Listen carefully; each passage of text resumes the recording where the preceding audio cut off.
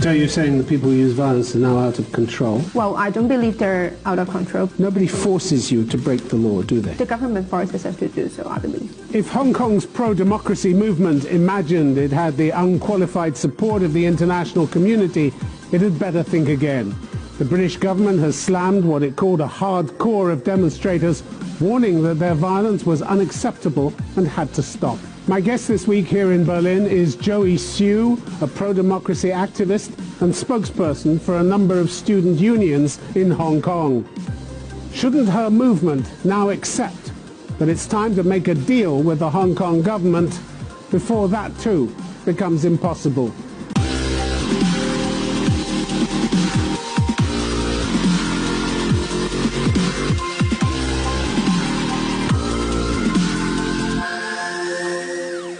Joey Siu, welcome to Conflict Zone. My pleasure. If it's wrong for the Hong Kong police to use violence, why is it right for the demonstrators to use it? Well, first of all, I don't think the level of violence used by the protesters are based on the intention to attack anybody. I believe the intention of using violence is only to protect ourselves, because seeing that the police had been beating up protesters without a reason when the police So you're saying they retaliate? Yes. But they do more than retaliate, don't they? October 20th, we had a group of hardcore protesters throwing petrol bombs at a station, police station. That wasn't retaliation. A week earlier, one protester stabbed a policeman with a box cutter.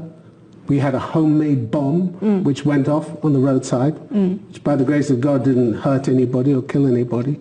It's that kind of violence I'm talking about. Well, what's the justification?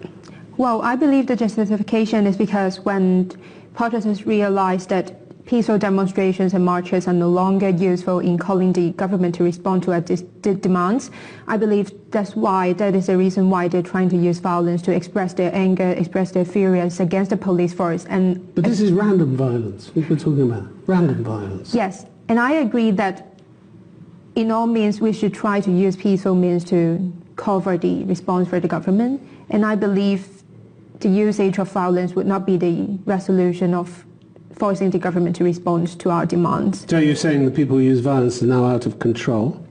Well, I don't believe they're out of control because... Well, one of your fellow protesters talked to the London Financial Times last month. He's called Mark. He's 17 years old. He said, I feel like we can't restrain ourselves anymore. The hatred towards the police is growing stronger and stronger. Can't restrain ourselves. That sounds very much like someone and a movement which is getting out of control.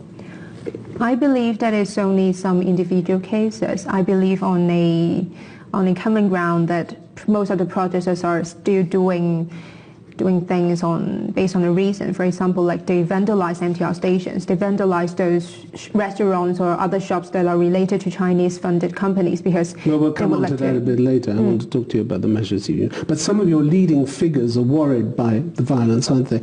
Johnson Young, who was an organizer of the 2014 Umbrella Movement, he said every stakeholder should take action immediately if we don't want the violence to escalate to a point where there's no turning back. But why don't you stand up and say, enough with the violence? Well, I believe one of the principles among the protesters is about no splitting and no condemning any of our protesters, even though the level of violence they use seems to be like escalating and might be posing some harms to the others. So you maintain almost Chinese Communist Party unity.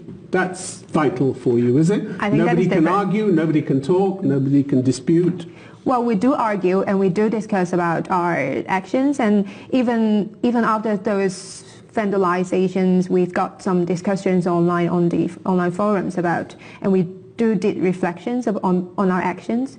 So I believe there are... But the violence still goes on. Who can stop it? Who can order it to stop? Well, I believe nobody can try to stop it unless... Nobody. So it's out of control then if nobody can stop it. Unless when the younger generations stand together, they're willing to stand up together with the older generations. For example, like student leaders together with some significant leaders from the pro-democracy side. When these leaders try to stand up together and say, now we have to do something peaceful and to stop the violence, I believe that might be there might be a way to stop the violence. And another thing, that sounds pretty tentative. That sounds pretty tentative, pretty difficult. Once the train is rolling, nobody, it seems, in your group can stop it. That's dangerous, isn't it? Yes, I agree. So that's why we had been organizing peaceful marches and rallies to try to switch the tactics that we are using on protesting to call for the government to respond to our demands. And I believe everybody in the society had been working very hard. For example, like we are organizing general strikes. We had been organizing class boycotting campaigns because we would like to try to explore other peaceful means so that we do not have to use violence. If in the meantime you should, God forbid, kill anybody, an innocent passerby or a policeman, your movement's finished then, isn't it? Your international support will evaporate overnight. Yes, I agree. And you're prepared to take that risk? And you won't come out in public and say, we need to stop this. The British government has slammed, last week, has slammed what it called a hardcore minority, said the violence was unacceptable. Mm-hmm. This is the sound of your international support wavering and leaving you, isn't it?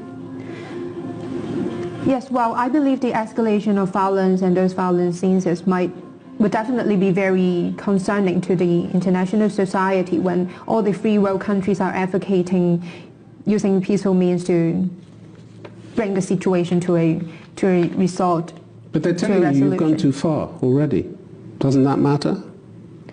Well, of course that matters, but I think the most important thing is about how can we hold our government accountable and how can we bring them to respond to our demands. What about the judiciary? You've had criticism from judicial institutions in Hong Kong, pretty heavy criticism. These are the bodies that enjoy considerable respect around the world for their impartiality. Again, if you're losing them, this is a really bad sign for you. The Law Society, for instance, said all forms of unlawful violence, particularly against the police, the use of petrol bombs against the police, as well as the apparent attacks on the families of police officers and bullying of their children at school. Do you approve of those methods? Bullying the children of police officers at school? Well, I don't agree with those methods. But still, we stick to a principle of no splitting.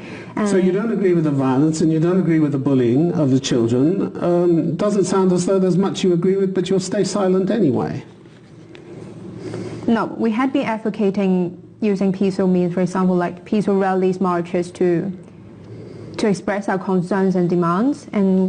But the point is that we do not publicly condemn those actions, but still we try to use our peaceful means, to use our own peaceful means to try to switch the tactics. And yet others are using intimidation, mafia-style intimidation. We have a report of one teenage daughter of an officer being harassed by an adult while she was playing sport. They said to her, what your father is doing is disgusting. Since when are children responsible for the actions of their parents? Well, first of all, I don't think any family members of those police officers should be responsible for their own disgusting actions. And but you're making them responsible. Some of your people are making them responsible, bullying them, harassing them. Well, I believe that is happening, but Well, the Law Society says it's happening. They accuse you of it. Yes, I can't deny that it is actually happening, but still we're trying to use peaceful tactics to bring the situation to a resolution. And I believe like bullying family members would not be a very good way to solve the situation. The Hong Kong Bar Association said your attack on the Hong Kong airport constituted serious obstruction and was in open defiance of injunctions granted by the courts. In other words, you broke the law. Do you want to live in a state governed by the rule of law or only the laws that you like? Of course, I would like to live in a state of rule of law. However, we can see that it is very obvious that the situation of rule of law in Hong Kong is being broken, not by the protesters, but by the government itself first. And I believe that's why protesters are marching on the street, are taking onto the streets, even though they know that it will break the law. And I believe but your activists are saying, you know, that their most important aim is to fight to protect the rule of law in Hong Kong and judicial independence. But you're trashing it at the same time. Well, I believe... You're breaking the law to protect the law? It doesn't add up, does it? Well, it is the government that forces us to take on the streets and to break the laws. It is not the protesters' intention to break the laws. Nobody forces you to break the law, do they? The government forces us to do so, I believe. That's your interpretation. But here are these judicial institutions warning you that criminal contempt, as they put it, impedes the administration of justice and, if unchecked, will inflict grave and irreparable damage to the rule of law in Hong Kong. Grave and irreparable damage. That's what they think you're doing to Hong Kong. Doesn't that matter? Well, of course that matters, but as I have mentioned, what matters the most is about whether we can actually bring a change to our political structure and our government structure. And that would be the common goal and would be the most important goal for us to achieve for this, at this moment. And I believe even for the Department of Justice itself isn't being totally independent for now. After the hangover of Hong Kong from the British government to the Chinese government, we can see that our core values are judicial systems being encroached by the Chinese government. We can see from the recent prosecutions that the Department of Justice is only prosecuting and putting those protesters on court while they are... But you still have independent judges. You still have independent courts. Well, in terms of system, they are independent. However, we can see that they're actually being very heavily influenced by the Chinese government, that they're sidestepping these cases of, for example, like the 21st July Yuen Long cases. They're not prosecuting, they're not taking any of the trials to the court, while they had been politically prosecuting so many of the protesters, sending them to the court. Those are prosecution decisions. Joey Sue, if you ever sat down with the government and held a dialogue, who would hold the talks for your side? Who could authorize compromises that are essential in any kind of political dialogue? Who in your movement could actually sit down and authorize compromises? I believe nobody could represent our movement because, as you know, it is a leaderless... So nobody will sit down with you? You're not opening doors, you're closing doors, one after the other, we are opening doors. Aren't you? You just said nobody could authorize compromises. Nobody can sit down for you, represent you. Well, back in Who's June... the government supposed to talk to? Well, back in June, the Chief Executive Carrie Lam has tried to approach to several student unions in Hong Kong, and we had rejected her offer because she requested a private meeting with only some of the student unions in Hong Kong, which is not even representing all the students in Hong Kong. It would be a start, wouldn't it? It would have been a start. It won't be a start, it will only be an end to our movement, because back in 2014, we see that Carrie Lam tried to talk to some of the student leaders, some of the leaders of the Umbrella Revolution. However, what we got after the dialogue was the crackdown of our movement, and then Carrie Lam did not fulfill any of her promises in the dialogue. And we feel like, especially in this leaderless movement, it is very important for us to have a public dialogue with as many stakeholders in the society as possible. At least we cannot only have the student activists talking to Carrie Lam. Okay, we have to include other stakeholders. You've put forward 5 principal demands of the Hong Kong government. You and your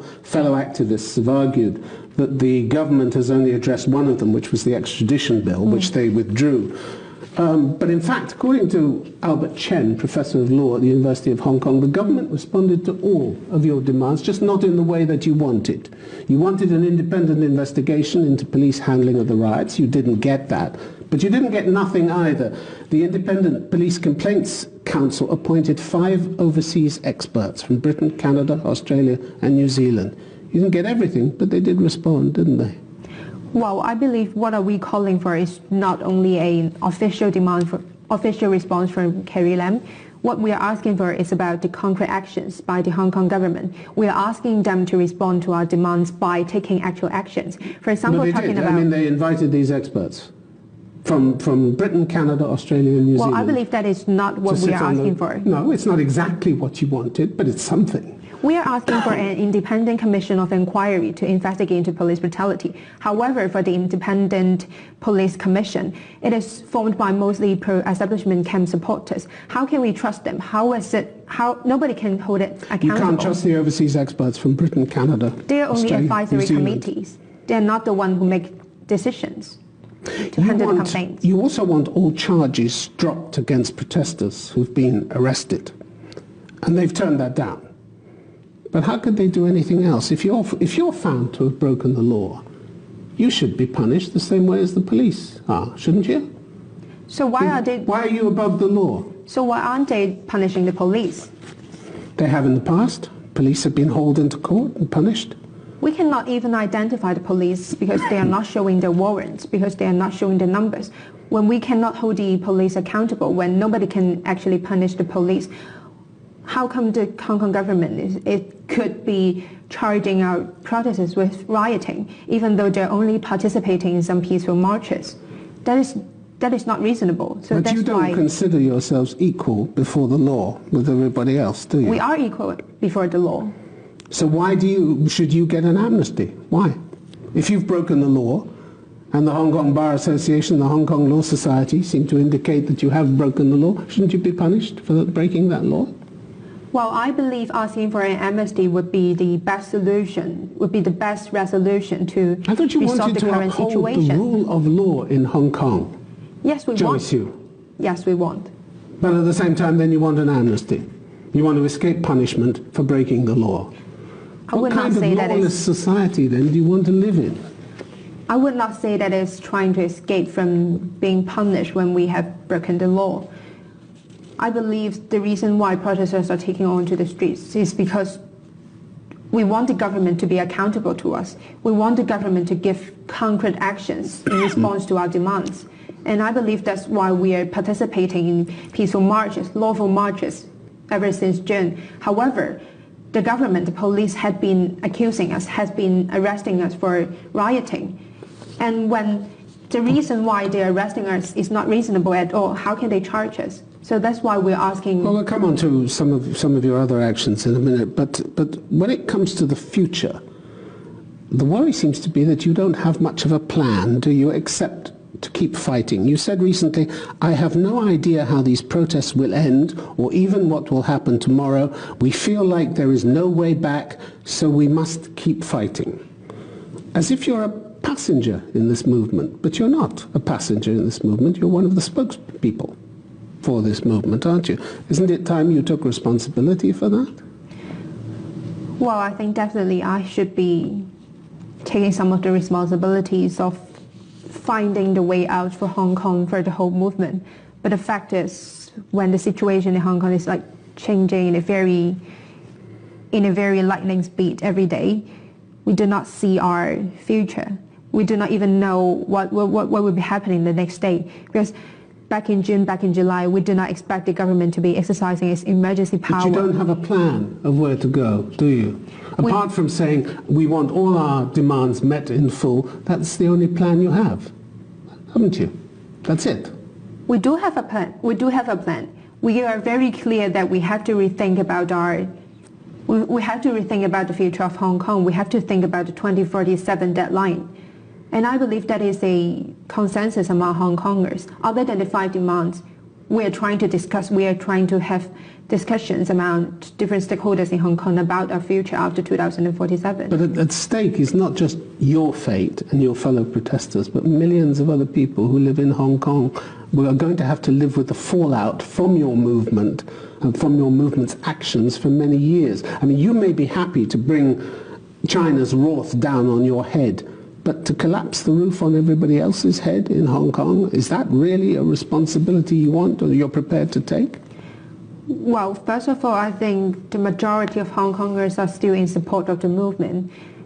And I believe most of us are quite clear that, and are getting prepared that once we're failing the movement or once, like, the Chinese Communist government would be using violent tactics to end the protests, we are very clear that what the aftermath would be. And I believe the majority of Hong Kongers would like to take the risk in exchange of a better future of Hong Kong. But don't you have a responsibility to try and find a way back which preserves and strengthens what you already have instead of risking a crackdown in which you could lose everything? I believe we do all I mean, for the activists and pro-democracy politicians, we do have the responsibility. But after all, I think the greatest responsibility is the Hong Kong government itself. It is the British government calls for a meaningful dialogue between all parties with a credible political track to protect the rights and freedoms set out in Hong Kong's basic law. Are you capable of opening that meaningful dialogue? From what you've told me so far, you're not, are you? Well, I believe the first criteria of having a sincere and meaningful dialogue would be the Hong Kong government itself trying to be sincere. Well, last time when they were inviting student unions to the dialogue, they're trying to have it privately. They're not willing to make it public and to invite other stakeholders. And even when they're trying to invite... It could have been a start. I come back to that point. It could have been a start. How could it be a start when they're not being sincere? We do not believe there would be any kinds of meaningful consensus made in the dialogue. When they're trying to arrest our fellow protesters, when they're trying to put us in jail, how can we believe that there would be a meaningful or sincere dialogue? At least they have to stop the prosecutions first. I mean, not forever, but they at least have to show some sincerity.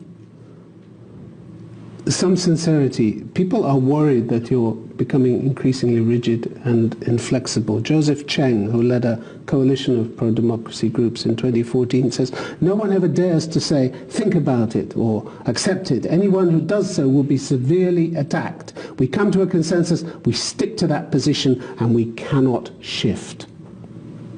Is that the way you're going to be able to start negotiations? This rigid inflexibility? You're in danger of becoming just as inflexible as Beijing, aren't you?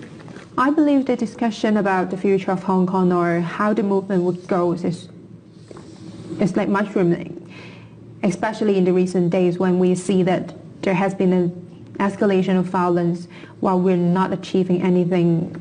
We're not forcing the government to respond. I believe there had been more and more discussions, and I believe that like peaceful means would be the only way out for us to resolve the current situation in Hong Kong. Peaceful means, but a group of your protesters have been beating up people who just think differently. September the 15th, we had a group who beat up a 49-year-old Hong Kong man, beat him unconscious because he dared to challenge what the group was doing. Chow Hu-tung remonstrated with your fellow activists. He shouted at them, love China, I am Chinese. But they beat him up, unconscious, had to go to hospital. He was in critical condition when he arrived, but he survived. Is that the way you deal with people who think differently from you? Well, of course, that would not be the very ideal way. Ideal? You don't even condemn it? We do not condemn any kinds of... You have no principles then? If you're not going to condemn... We do have principles. ...inhuman treatment like this, you can't even look me in the face and say, I condemn this kind of inhuman treatment? We would not do any kinds of public condemns. But still, we are trying to switch the tactics to a more peaceful way. What about the violence against businesses that are seen as unsupported? How do you imagine you're protecting democracy by trashing ATM machines and Starbucks cafes? How does that help you preserve democracy? Well, I believe protesters are vandalizing underground stations, vandalizing those Chinese-owned companies for a reason, because they would like to bring actual harm to those companies because they don't support you. It is not about they don't support us. It is about they are the ones who are think for themselves. They have to have their windows smashed and they have to have their ATM machines trashed because they just don't think the same way as you do. And you want to preserve democracy. Well, I believe that would definitely not be the best way. However, they're doing that for a reason, and they're not, they're trying to be rational. And that's why we're not trying to condemn them publicly, but still, we do have reflections, we do have discussions about those vandalizations, and there have been more and more voices about that we should actually try to explore some peaceful ways. So you're taking part in the local council elections, not you personally, but apparently 450 candidates from the pro-democracy group. Are you willing to switch your attention from demonstrations and violence to politics, to the slow, painstaking, often tedious business of politics in order to make Hong Kong work better for its inhabitants? Are you willing to do politics instead of just demonstrations? Well, I believe the two things have to go parallel, because one side about politics, when we've got pro-democracy activists trying to get into the institutions, we are trying to change the government structure by a democratic way, by elections. And at the same time, we have to continue our protests so that we can put pressure on the Hong Kong government itself. And I believe the two things are not contradictory, and that's why we have to make it go parallel. And I don't believe that we have to put all of our attention, all of our focus on district council elections and try to stop any kinds of protesting. But still, I believe that protests have to be in a peaceful way. Joey Hsu, it's been good to have you on Conflict Zone. Thank you very much. Thank you.